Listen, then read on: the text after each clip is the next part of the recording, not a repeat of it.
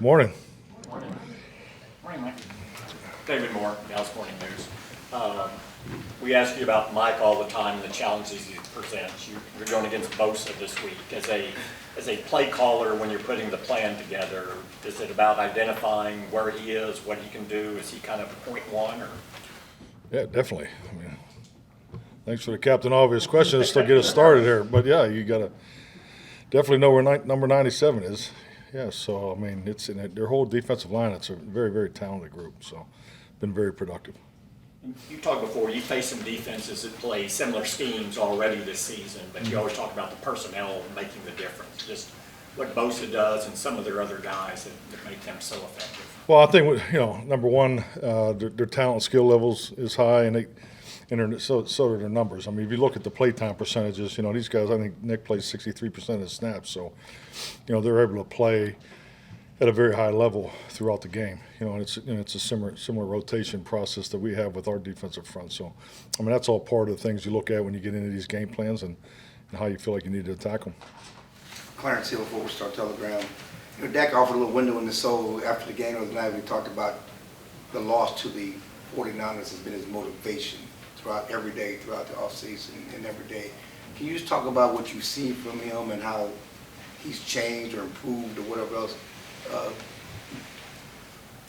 I think, number one, I mean, yes, we all clearly understand how the season ended and in the offseason what went into that and the changes. But I wouldn't say nothing's really changed with him because he's always been so driven. I think, if anything, he's being, smarter, more experienced, maybe not trying to do too much. So, but I think, what he's been asked to do, especially with his connection with the perimeter, started way back in the spring throughout the summer, and so I really liked how that group has come together. All that protection responsibility, he's got a lot more on his plate than he did in the past. He's crushed that, given an A for that. So he's just met every challenge, like he always has. I mean, he's extremely, disciplined in his approach and his work ethic, his plan, the external sources that he utilizes. So I just see a very, very consistent man that I enjoy working with every day. Mike Toddarch with ESPN. We talk about vision defenses that you're facing like this week. How important is patience for a quarterback when you're facing those kind of defenses? Any more than other weeks? Yeah, I mean, patience is always important, but also you're dealing with the defensive front that's really trained and believe they're keeping you on a time clock. So they're pretty much, and you can see the way the secondary is coordinated with the defensive front, because the way their techniques align with the time clock that they believe that they're going to keep the offense in. So and that's why the game is always so fun and it's such a challenge. But yeah, it's when you talk about vision defense, the ability to play with vision at a certain time clock is obviously tied to the pass rush. Calvin Watkins, Dallas Morning News. How valuable has Chuma been for you, considering the roles he's played for you? I mean, extremely valuable. I mean, he's come in, he's played quality reps, and I just commend him because he's done it on very limited reps up in training camp. So yeah, he's been outstanding. Love his approach. Another consistent guy, same guy every day. But he's well liked in the offensive line room, which I think speaks volumes because that's a really tight room. So, but he's doing an excellent job. Injury report-wise, where do some of your guys stand? I saw you had a couple of new guys on the list yesterday. Yeah, who do you want to know about? How's Rico doing? Rico's doing good. I look for him to go limited today. Yeah, Clark and Hooker on there with shoulder injuries. Just being smart. They'll start in a warm-up group, and then I anticipate they'll be limited today. Zach and Tyron, are they? Same group, same way. Start with Britt and hopefully take limited reps today. Mike, Nicole Etchison with Dallas Cowboys Media. You've seen what Rico Dowdle can do through the first 4 games, but in case of his absence, what have you seen from Malik Davis from practice that gives you the confidence that he can go out and be that guy number 2? Well, yeah, Malik's doing a great job. He hasn't changed since his opportunity last year, so he's off to, he's doing well. Rico's, feel good about where he is, health-wise. So look for him to take a step, and I'm just I know just with his past injury, we're being cautious. So I see Rico, taking a step today. Mike Edwarder, ESPN. These guys have ended your season 2 years in a row. You've scored a total of 29 points, but now you're the play caller. What do you think you bring that can make a substantial enough difference? Wow, love the drama. You feel it? My goodness. Woo! Oh, my God. Yeah, thanks. I know, David. Way to go. I'm missing your question right now. So, no, I think, understanding, and I'll be honest with you, I'm just into the plan right now. So, I'm focused on the game. I'm trying to give you an answer, Ed, but I can't match your question. So that's that. But no, I'm excited to compete on Sunday. I can just tell.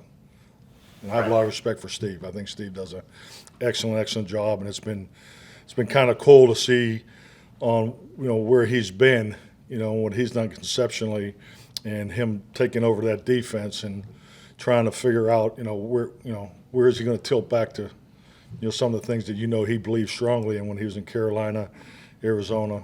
So that's why we get to play the game.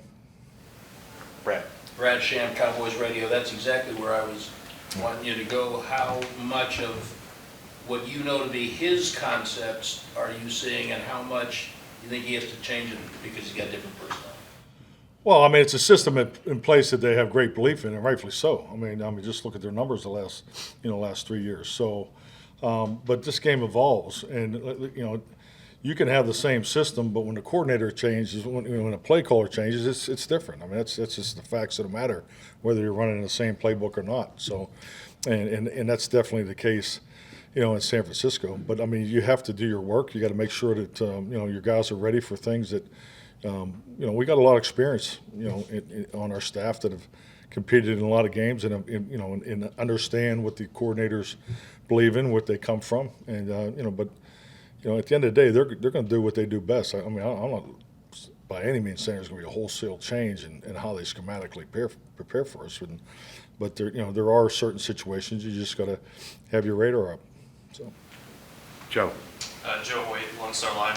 Potential Captain Obvious question here, but a lot of carryover from last year. They added Javon Hargrave, a guy you guys are familiar with. What kind of just ripple effect is his addition? Oh, he has a big presence in there. I think clearly, the inside, the inside group is.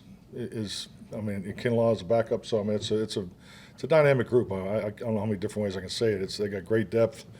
They're able to rotate those guys in, play with the same confidence, so it's not like they're staying out of things based on who's in the game. So it's a style, a stance, as far as the fundamentals of how they attack, and like I said, it'll be a big challenge for our run blocking unit and our pass protection unit.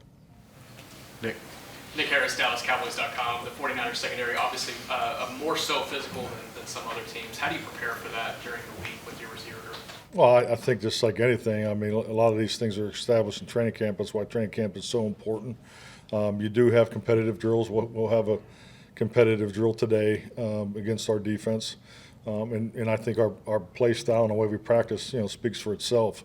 But yeah, this is a secondary that plays to the time clock of the defensive rush. I know I've said it 5 times already, but it gives them the ability to be confident and play aggressive. So that's all part of the challenge this week. Okay. Good. Oh, Michael. Michael Gelkin, Dallas Morning see anybody moving. What is there anything that strikes you just about Brock Purdy's footwork and timing in the pocket, the rhythm with which he gets rid of the football?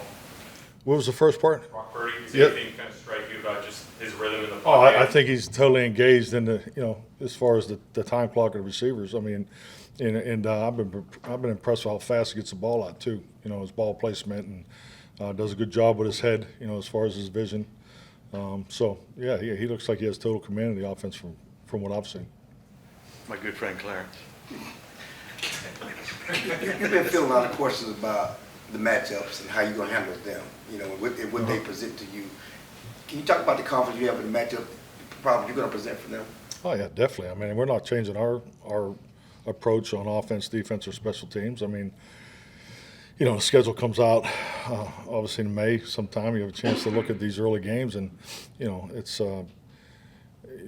that's why you got to make sure, within your menu for the season, you got to have the concepts that you're going to believe that you're going to utilize when you get to these games. So I'm not a draw it up in the sand game plan, type guy, where it changes drastically. I believe in our players. I believe in the fundamentals and technique that they utilize. You have to make tweaks and adjustments every week based on who you're playing, where you feel the matchups are on both sides. So, I mean, that'll be our approach and always will be.